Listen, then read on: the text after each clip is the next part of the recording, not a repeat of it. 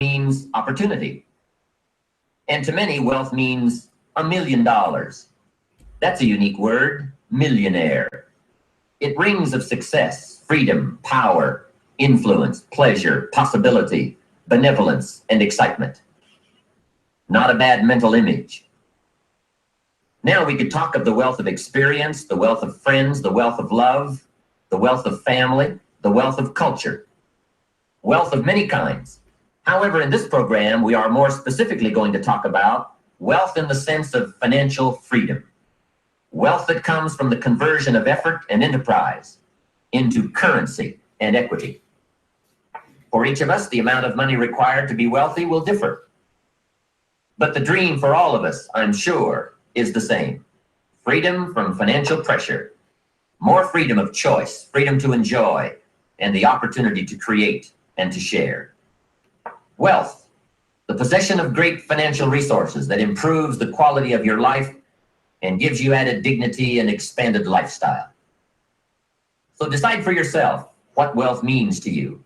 Latch on to your own mental image of wealth, and let's see if the ideas I'm about to bring to you will make sense and perhaps provide you with the inspiration to put the plan into high action so that as the days pass, you will discover a growing sense of freedom and dignity, self-worth, substance, and lifestyle. The next key word is happiness, the universal quest. Happiness is a joy that most often comes as a result of positive activity. Like wealth, it too has a wide variety of meanings and interpretations. Happiness is both the joy of discovery and the joy of knowing. It is a result of an awareness of the full range of life, the color, the sound, the harmony. And it is the joy that comes from designing a life and practicing the fine art of living well. Happiness is being able to explore the offerings of life by perception, response, and enjoyment. Happiness is both receiving and sharing, reaping and bestowing. It is being able to feast on harmony as well as food, on ideas as well as bread. Happiness is the deliberate act to create a wider world of experience and awareness. Happiness is having a handle on disappointment. It is being in control of both emotion and circumstance. Happiness is freedom from the negative children of fear, such as worry, low self-esteem, envy, greed, anger, resentment, and so on. Happiness is an awareness and a grasp of the positive power of life and loving values. It is an order of thought, activity, and lifestyle. Happiness is values in balance. It is contact with people of substance. Happiness is contentment with the tasks of your life. It is thought inspired by, organized with, and rooted in your personal philosophy. Happiness is a life well lived, in which a wide variety of experiences are deliberately captured to become an invaluable form of currency for you to spend and invest in your own better future. Happiness is activity with purpose. It's love in practice. Happiness is both a grasp of the obvious as well as an awe of the mysterious. But for most people around us, happiness seems to be either something left behind or something yet to be discovered. Like all the good things in life, happiness is elusive by nature, but not impossible to capture. A major key for bringing joy into our lives lies in the next word we shall briefly examine: discipline. If there is a magic word that stands out above all the rest, this is the one: discipline. And in this program, you'll discover how positive this word is. Discipline is the bridge between thought and accomplishment, the bridge between inspiration and value achievement, the bridge between necessity and productivity. Remember, all good things are upstream. The passing of time takes us adrifting, and drifting only brings us the negative, the disastrous, the disappointment, and the failure. Failure is not a cataclysmic event. It is not generally the result of one major incident, but rather a long list of accumulated little failings. Failing in life is failing to think today, failing to act today, failing to care, to strive, to climb, to learn, to keep trying day by day. If your goal requires that you write 10 letters today and you write only 3, you are down 7 letters. If you want to make 5 calls and you only make 1, you are down 4 on calls. If your plan calls for saving $10 today and you save none, you're down $10 today. Now the danger is looking at an undisciplined day and concluding that no great harm has been done. It doesn't seem like such a bad day, but add up these days to make a year, and then add up those years to make a lifetime. And perhaps you can now see how repeating today's small failures can easily turn your life into a major disaster. Success, on the other hand, is just the same process in reverse. If you plan to make 10 calls and you end the day making 15, now you're up 5 calls. If you then get up a few on letters, move up the savings numbers, you can see what a massive difference it could make in a year, and what wealth and accomplishment awaits for a lifetime. Discipline is like a set of magic keys that unlocks all the doors of wealth, happiness, sophistication, culture, high self-esteem, pride, joy, accomplishment, satisfaction, and success. The first key to discipline is awareness of the need for and the value of discipline, and especially the discipline to make the changes. What will it take? What must I do? And what must I become to get all I want from my life? The second key is the willingness. More than that, the eagerness to maintain your new discipline deliberately, wisely, consistently. And the third key to discipline is the commitment to master the circumstances of your daily life, to see and harness the opportunities to make something of the sun and the rain, the good as well as what comes in the guise of misfortune. Discipline does many things, but most important of all is what it does for you. It makes you feel better about yourself. Even the smallest discipline can have an incredible effect on your attitude. And the good feeling you get, that surging feeling of self-worth that comes from starting a new discipline, is almost as good as the feeling that comes from the accomplishment of the discipline. Second, a new discipline immediately alters your life direction. You don't change destinations immediately. That is yet to come. But you can change direction immediately. And direction is very important. Third, discipline cooperates with nature. Everything strives. It is a common life function. How tall will a tree grow? As tall as it can. Everything strives to become all it can possibly be. And that striving to become is what discipline is all about. Disciplining ourselves to fulfill our natural potential to become all that we can be. And finally, discipline attracts opportunity. Opportunity is always looking for ambition and skill in action. Discipline taps the unlimited power of commitment. The human will in action, driven by inspiration, enticed by desire, tempered by reason, guided by intelligence, can bring you to that high and lofty place called the good life. Discipline, those unique steps of intelligent thought and activity that put a lid on temper and a faucet on courtesy, that develop positive and control negative, that encourage success and deter failure, that design lifestyle and control frustration, that enhance health and curb sickness, that promote happiness and manage sadness. Discipline, the start and the continuing process that brings all good things. And remember, anyone can start the process. It's not if I could, I would. It's if I would, I could. If I will, I can. So start the new process. You can begin a new habit no matter how small it is. Small isn't important.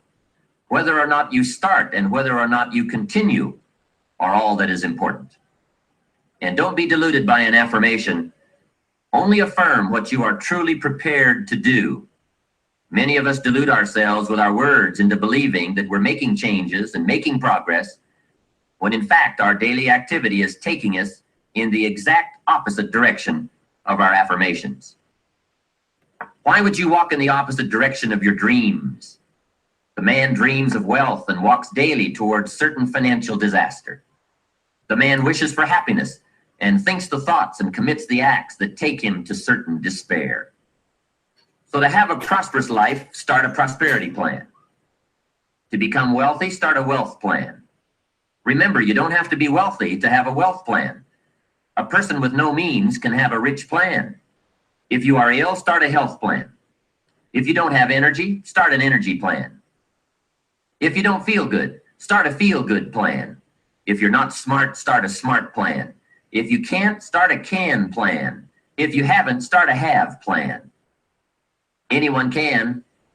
Even a bad person can start hearing good messages and reading good books. Recognize that the start of the better life, the happy life, the wealthy life is today. This is exciting. Both the process and the result can begin today. Start the new journey today. If you think of a new idea, today is the day to begin the discipline of putting that idea into action. Set this day up as a long, busy, exciting start for your new life. Get your first book for your new library today. Begin your new practice of setting goals today. Start clearing out a drawer of your new orderly desk today. Start eating an apple a day on your new health plan today. Put some money in your new investment for fortune account today. Start reading with intensity for your new wealth of mind plan today. Write a postponed letter today. Make a delayed telephone call today. Pick up your camera and take a picture of something to start your new treasury of photographs today. Get some momentum going on your new commitment to the better life. See how many activities you can pile on in this first day. Go all out. Break away from the negative downward pull of gravity. Start the thrusters going. Prove to yourself that waiting is over, hoping is past, and that faith and action have now taken charge. It's a new day, a new beginning for your new life. With discipline, you can't believe the list of positive moves you can make in the first day of your new beginning. What have you got to lose? Only the despair and fear and guilt of the past. Only the dissatisfaction and unhappiness and lack of fulfillment of the past. Only the frustration and low self-esteem of the past.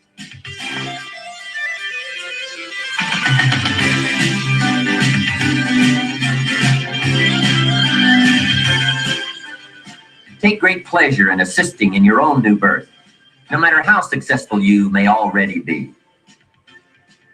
Now I offer you the next challenge. Make this new first day a part of the week of new beginnings. See how many things you can continue and start in this week of new beginnings. Then make it the first month of the new beginnings. Then the first year of the new beginning. By the time that first year is finished, you will never again be claimed by the past. Past habits, past influences, past regrets, or past failures. You are ready to, as a Bible phrase says, fly with the eagles. And you will have begun your certain journey toward the last key concept we'll discuss on this cassette. Success. Success is both a journey and a destination, isn't it? It is both the steady, measured progress toward a goal and the achievement of a goal. Success is an accomplishment, whether it be great or small, and it's an understanding of the potential and power of an entire human life. Success is an awareness of value, and it's the cultivation of value through discipline. It can be tangible or intangible. Success is a process of turning away from something in order to turn toward something else. From no exercise to exercise, from candy to fruit, from not investing to investing.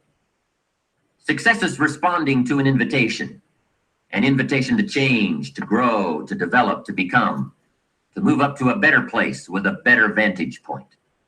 But most of all, success is making your life what you want it to be, considering all the possibilities, considering all the examples. What do you want for your life? That is the big question. Remember, success is not a set of standards from our culture, but rather a collection of personal values, clearly defined and ultimately achieved. Success is your better life for you, the design you give it, the dreams you accomplish. Making your life what you want it to be for you, that is success. All right, with that overview of some of the key concepts we'll explore in this program, let's begin the further development of your success by looking at the art of properly selecting and setting goals. I think you'll hear a couple of thoughts you've never heard before. Of all the things that changed my life for the better most quickly, it was learning how to set goals. And mastering this unique process can have a powerful effect on your life too. One morning at breakfast, shortly after I met Mr. Shoaff, he asked me if he could see my current list of goals. He said, "Let me see your list of goals, and let's go over them and talk about them. Maybe that's the best way I can help you right now." And I said, "I don't have a list." He said, "Well, is it out in the car or at home somewhere?" I said, "No, sir. I don't have a list anywhere." He said, "Well, young man, that's where we better start." Then he added, "If you don't have a list of your goals, I can guess your bank balance within a few $100s, which he did. And that got my attention. I said, "You mean that if I had a list of goals, that would change my bank balance?" He said, "Drastically." That day I became a student of how to set goals. And sure enough, when I learned how, my whole life changed. My income, my bank account, my personality, my lifestyle, my accomplishments. So I'd like to share with you the best I have learned and practiced on goal setting. First of all, I'd like to say that we are all affected by 5 factors. The first is environment. The second is events. The third is knowledge. The fourth is results. And the fifth, and often overlooked factor that affects our lives is our view of the future, our dreams. I won't get into all of these influences here, but let me concentrate on the fifth one, dreams. Of all these 5 influences, make sure your dreams are the greatest influence on your daily decisions and activities. Put another way, make sure that the greatest pull on you is the pull of the future. For your dreams to greatly influence you, for the future to pull you, your future must be well planned. There are 2 ways to face the future. One is with apprehension, the other with anticipation. Guess how many people face the future with apprehension? Why? They don't have it well designed. And without really thinking about it, they have probably bought someone else's view of how to live. You will face the future with anticipation when you have planned a future you can get excited about. When you have designed your future results in advance. In this way, the future will capture your imagination. It will exert an enormous influence on you. And to design your future, you must have goals. Well-defined goals are like a magnet. They pull you in their direction. And the better you have defined them, the better you have described them, the harder you work on them, the stronger they pull. And they pull you through all kinds of difficulties too. Without goals, it is easy to let life deteriorate to the point where you're just making a living. It is not difficult to get trapped by economic necessity and settle for existence rather than substance. We all have a choice. We can either make a living or design a life. Mr. Shoaff said to me, "I don't think your current bank balance is a true indicator of your level of intelligence." I was happy to hear that. He said, "I think you have plenty of talent and ability, and that you're much smarter than your bank balance indicates." And that turned out to be true. I was much smarter. My question to him was, then why isn't my bank balance bigger? And he said, "You don't have enough reasons for accomplishing great things. If you had enough reasons, you could do incredible things. You have enough intelligence, but not enough reasons." That's the key. If you had enough reasons. In my years of study, I've also discovered this: reasons come first and answers come second.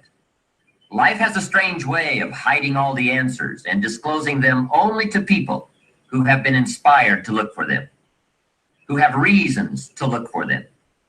Put another way, When you know what you want, and you want it badly enough, you will find ways to get it. The answers, the methods, the solutions will become evident to you. Hey, what if you had to be rich? Are there any books and tapes on the subject? The answer is yes. There are plenty of good ones. But if you don't have to be rich, you probably won't read the books or listen to the tapes. What drives us to find the answers is necessity.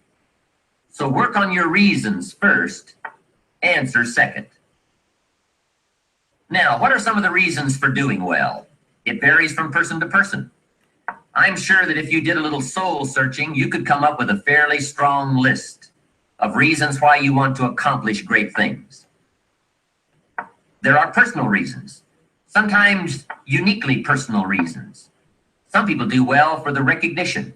Some do well because of the way it makes them feel. They love the feeling of being a winner. That's one of the best reasons. I have some millionaire friends who keep working 10 to 12 hours a day, making more millions. And it's not because they need the money. It's because of the joy, pleasure, and satisfaction that come to them from being constant winners. To them, money is not their main drive. It's not the money. It's the journey. Once in a while, someone says to me, if I had $1 million, I'd never work another day in my life. Hey, that's probably why the good Lord sees to it that he doesn't get his million. Because he just quit. Family is another reason or motivator for doing well. Some people do extremely well because of other people. And that's a powerful reason. Sometimes we will do things for someone else that we would not do for ourselves. We are made that way. I met a man who once said to me, Mr. Rohn, to do everything I want to do around the world with my family, I need at least $250,000 a year. I thought, incredible. Could a man's family affect him that much? And the answer is, of course.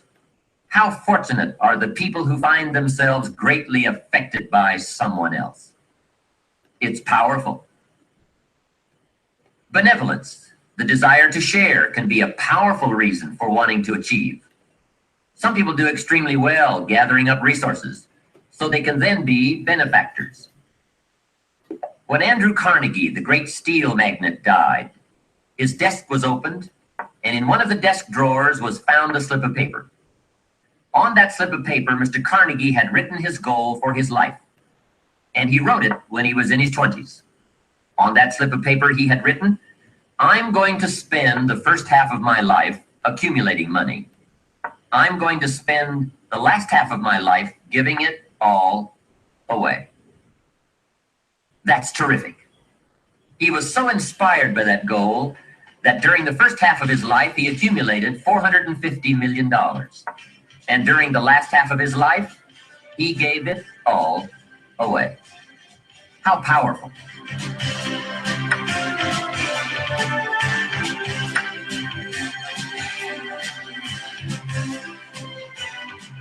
What has you turned on? What has you getting up early, hitting it hard all day and staying up late? What has you inspired? Next question, what's got you turned off? When I found the answers to those two questions, my life exploded into change. I finally found out what negative philosophy of life I had allowed to limit me and had me turned off, and I got that cured. Then I found a long enough list of reasons to turn me on. And once the lights went on for me at age 25, they have never gone out.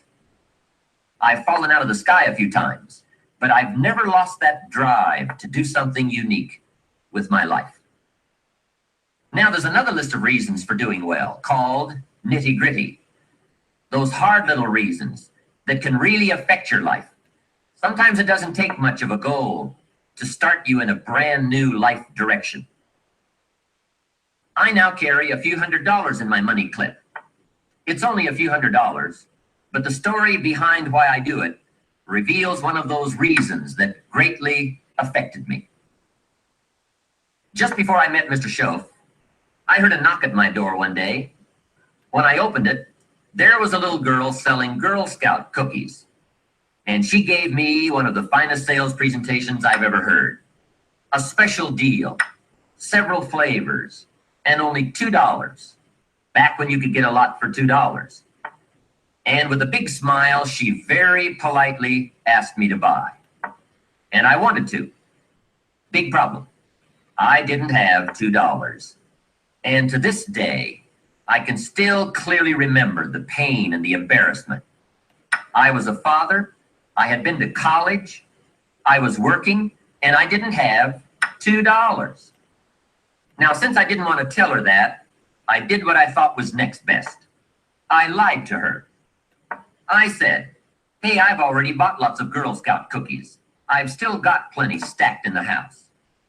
Now, that wasn't true, but it seemed to get me off the hook for the moment. She said, that's wonderful, sir. Thank you very much. And she went away. After she had left, I closed the door, and that was the day I said, I don't want to live like this anymore. I've had it with being broke, and I've had it with lying. I've had it with being embarrassed over not having any money in my pocket. I promised myself that day that this would never happen again. I picked a day and an amount, and I said, I'll never carry less. It was one of those reasons that still affects my life after all these years. So I now carry a few $100s in my money clip. I do that for two reasons, I guess. One reason is the way it makes me feel. That special feeling of having plenty. Mr. Show said to me, the first $500 you earn, put into your pocket, not in the bank. It feels much better in your pocket than it does in the bank. I've found that's true. But I also carry plenty in case I bump into another Girl Scout who's selling cookies. I'm ready. I remember walking out of the bank one day in Northern California where I lived at the time, and there were two little girls selling candy right outside the bank for some girls' organization. The first little girl walked up to me and said, Mister, would you like to buy some candy? I said, I probably would. What kind is it? She said, it's Almond Roca. I said, that's my favorite. She said, wonderful. I asked, how much is it? She said, it's only $2. I thought, it couldn't be. Still $2 after all these years? I couldn't help remembering the Girl Scout and the cookies. I said, how many boxes of that candy have you got? She said, I've got 5. And the other little girl standing there, she was selling candy too. I asked, how many boxes do you have? She said, I've got 4. I said, that's 9. I'll take them all. They said, really? I said, yes, I've got some friends, so I'll pass them around. They got so excited, put all this candy together. I reached into my pocket and gave them $18. Now, when I've got the candy and they've got the money, that first little girl looks up and says, Mister, you are really something. How about that? Can you imagine only spending $18 and having someone look at you in the face and say, you are really something? Now you know why I carry heavy. I'm not going to miss those chances anymore. It was a small goal, just a few $100s, but it had a big effect on my life. I have a dear friend, Robert Depew. Bobby used to be a school teacher in Lindsay, California, the olive capital. After he taught school for several years, he became a little weary of teaching and decided to get into sales. One day, without telling anyone, he quit his teaching job and jumped into sales. When he did, his brother poked fun at him. His brother said, you're going to go right down the drain. You had a good teaching job. Now you're going to lose everything you have. You must be out of your mind.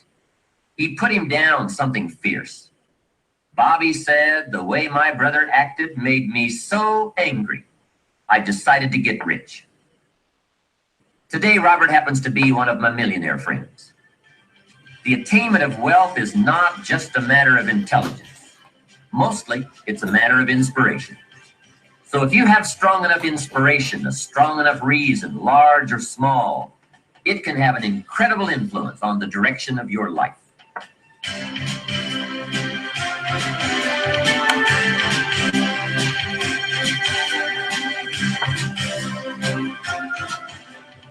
Now we're going to take some time to actually start designing the next 10 years of your life.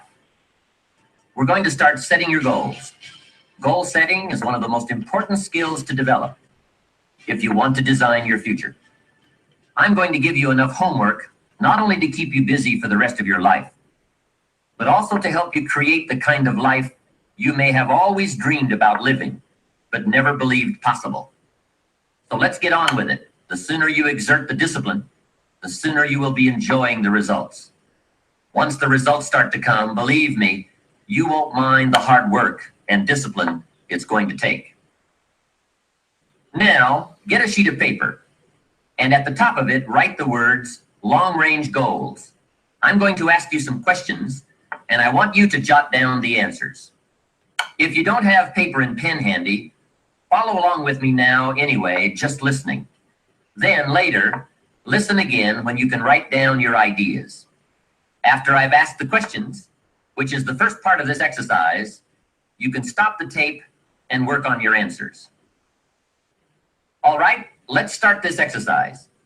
The basic question you are going to answer is, what do I want within the next 1 to 10 years?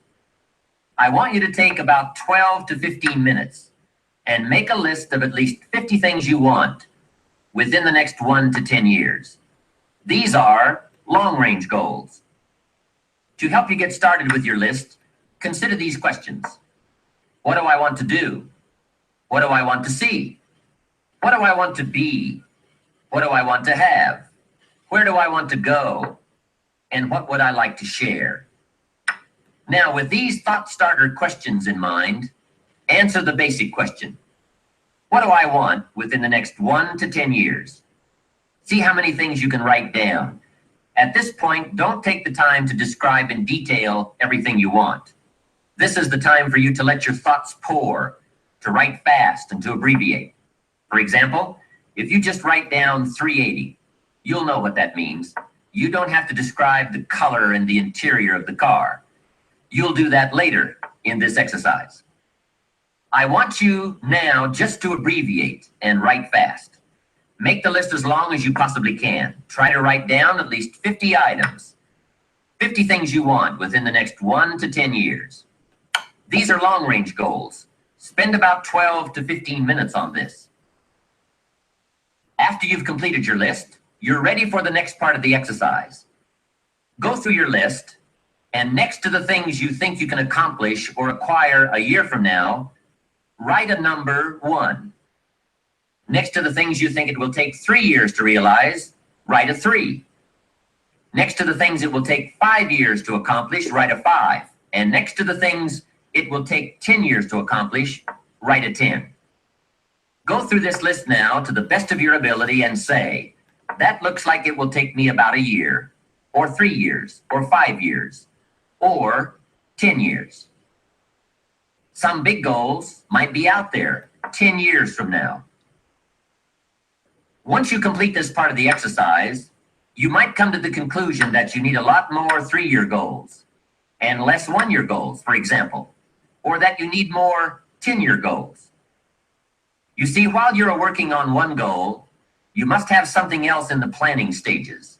If you don't, what happened to some of the early Apollo astronauts could happen to you. After they came back from the moon, some of those astronauts experienced deep psychological and emotional problems. And the reason for that, why, after you've been to the moon, now where do you go? That seemed to be the end, the finish. What later astronauts did was to make sure that they had major projects lined up after they returned from the moon trip. The way you enjoy life best is to wrap up one goal and start right on the next one. Don't linger too long at the table of success. The only way to enjoy another meal is to get hungry. Another thing to check for on your list is that you have included goals for each of these 3 important categories. First, make sure you've listed your economic goals, your goals for income, profits, and productivity. Second, make certain your list includes material items you want, tangibles, such as a home, a car, a boat, furniture, or jewelry. Don't attach the wrong importance to things, but they are important. Third, you'll want to include on your list goals for personal development. Write down all your personal development goals. Your goals to be more physically fit, to lose weight, to be more decisive, to be a more effective leader, to be a better communicator, to learn another language. Of course, there are other types of goals to consider: family goals, social goals, lifestyle goals.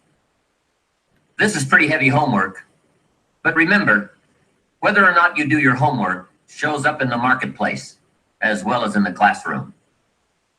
After you have determined which of your goals are 1 year, 3 year, 5 year, and 10 year, and after you've made certain your list includes economic goals, things, and personal development goals, I want you to go back to this list again.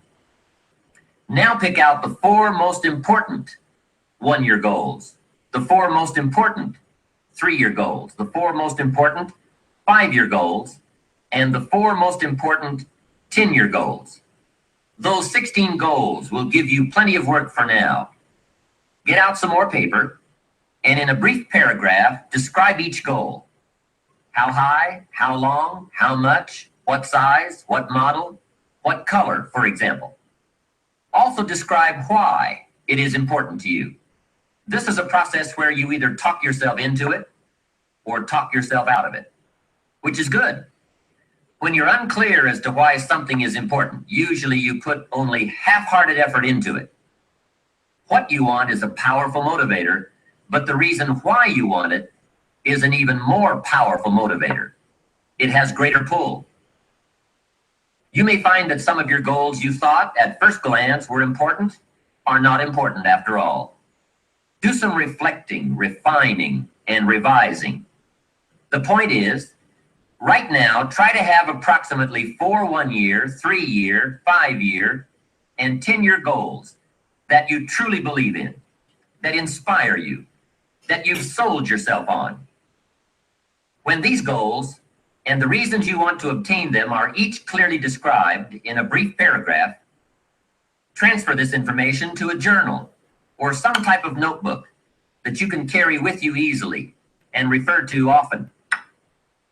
It's essential to set aside some time every week to review all of your goals, to rearrange them, redo them, restructure them, to add goals, or to tear up the whole list and start over.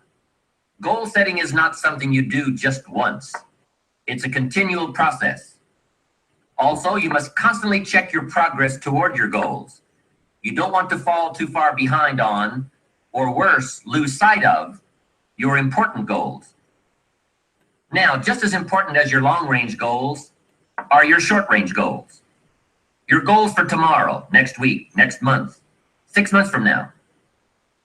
These are goals you can accomplish within the next year, the immediate future. We call these goals confidence builders. When you work hard, burn the midnight oil, and accomplish these little things, it builds your confidence to go for your long-range goals. Write down in your notebook or journal all the little things you would like to have or accomplish in the next year. How you set up this list is up to you. You might want to break it down by week or by month. Set it up in whatever way works well for you. Part of the fun of having a list is being able to check off something as obtained or completed. Every week, try to check off at least one thing on your list of short-term goals. And when you are able to check off something major, something on your list of long-range goals, celebrate. Make winning joyful. Congratulate yourself. It is very important to celebrate progress. We grow from 2 experiences. One is the joy of winning, and the other is the pain of losing. Here's what that also means. Make losing painful. Put it on yourself. If you set something up, fool around, didn't pull it off, put it on yourself. And get around people who will help in this area. Hey, don't join an easy crowd. Go where the expectations are high, where the pressure to perform is high. It's how we grow. I'm certain that part of the reason why people let goal setting slide is because it is a lot of work. As I said, you'll be constantly revising your lists of short-range and long-range goals, rearranging them, refining them, redesigning them, establishing different priorities, adding new goals, perhaps deleting others. It's interesting that so many people work hard on their jobs, but they don't work hard on their futures. They let that slide. Some people live such mediocre lives that at the end of the day, they don't know whether they're winning or losing. They just go through life with their fingers crossed. I know most people don't make definite plans, but don't let that be you. The guy says, well, you work where I work, but the time you get home, it's late. You've got to have a bite to eat, watch a little TV, and get to bed. You can't sit up half of the night and plan. And this is the guy who's behind on his car note. He's a good worker, hard worker, sincere. But I've discovered that you can be sincere and work hard all your life and wind up broke and embarrassed. You've got to be better than a good worker. You've got to be a good planner, a good goal setter. You've heard the old saying, the people who fail to plan are planning to fail. It's true. So work on your plans. Put yourself in the top few percent who put this power to work for themselves. Writing your goals down also shows you are serious. And to do better, you must get serious. You don't have to be grim, but you do have to be serious. Hey, everybody hopes things will get better, but remember, the future does not get better by hope. It gets better by plan. And hope unaided by clear plans can finally become an illness. There's a Bible phrase that says, hope long delayed makes the heart sick. It's a sickness. I used to have the illness known as passive hope. It's bad. And there's one that is even worse, and that is called happy hope. That is really bad. The man is 50 and he's broke and he's still smiling. That's bad. So get serious. Make plans. Put them on paper. My suggestion from experience. There's a phrase from the Bible that goes, without dreams and vision, we perish. How true. Humans have this unique ability to aspire, to dream, to go for something, to become something. Without that, life is not life. We must have dreams and never give up on our dreams. I'd like to share with you some further observations I've made on goal setting. Understand that your goals, whatever they are affecting you all day long. Your goals affect your handshake, your attitude, how you feel. Your goals affect how you look, how you dress, how you walk, how you talk, all day, every day. Your personality, conversation, activity, it's all affected by your goals. I asked a man one time, what are your goals for this month? And he said, if I could just scrape up enough money to pay these lousy bills. That was his goal. Hey, I'm not saying it isn't a goal. It is, but it's such a poor goal. It certainly isn't inspiring. You don't jump out of bed on Monday morning and say, oh boy, another chance to go out and scrape up the money to pay these lousy bills. The point is that goals should be fun. They should be big, challenging, rewarding. They should allow you to grow. Remember too, that the major purpose of having a goal is not just to acquire the goal. The major reason for setting goals is to compel yourself to become the person it takes to achieve them. In other words, attaining the goal is of secondary importance. What's far more important is what you become in the pursuit of it. The greatest value in becoming a millionaire, for example, is not the $1 million. The greatest value is the skills, the knowledge, the discipline, and the leadership qualities you acquired in becoming a millionaire. It's the experience you acquired in planning, development, strategy. It's other qualities you acquired, such as courage, commitment, and willpower, to attract $1 million. You could lose everything you attained, but you could not lose the skills, knowledge, and experience you have obtained. Even better than having is being. Here's a most important question to spend some time answering. What kind of person will I have to become to get all I want? Write down a few thoughts on that. Write down some skills you'll have to develop, for example, and some of the things you're going to have to learn. Just spend a little time writing a few sentences on this. What kind of person will I have to become to get all I want? The answer to this will give you some personal development goals. Remember that income does not far exceed personal development. All of us have to do this kind of self-examination. I have to look at my own life and say, well, here's what I want, but am I willing to become what it takes to get what I want? If I'm too lazy, if I don't want to learn, read, study, and grow to become that kind of person, then I cannot attract what I want. Now, either I have to change my wants or I have to change myself. Here are a few more key points I'd like to share with you on goals and designing your future. First, if you don't right now feel as if you're equipped to get all you want, just remember, ability will grow to match your strong dreams. That's why the goal setting process we've discussed is so important. The more you work on this, the more ideas you will get on how you can change, how you can grow. I am nowhere near the person I was when I met Mr. Shoaff 25 years ago. I'm not that person anymore. I've changed. There's nothing you can do about the past, but you can do a great deal about your future. You don't have to be the same person you were yesterday. You can make changes in your life, absolutely startling changes, in a fairly short period of time. You can make changes you can't even conceive of now if you give yourself a chance. Your abilities will grow. You have untapped talents and potential that you haven't even reached for yet. And as time goes on, you'll be able to reach deeper and deeper. The first thing you'll know, you'll be able to do things you never thought you could do. You'll be able to handle things you never thought you could handle. You'll have ideas that you've never had before. All of this is sparked by the goal setting process. When you know what you want, and you want it badly enough, the answers will come to you.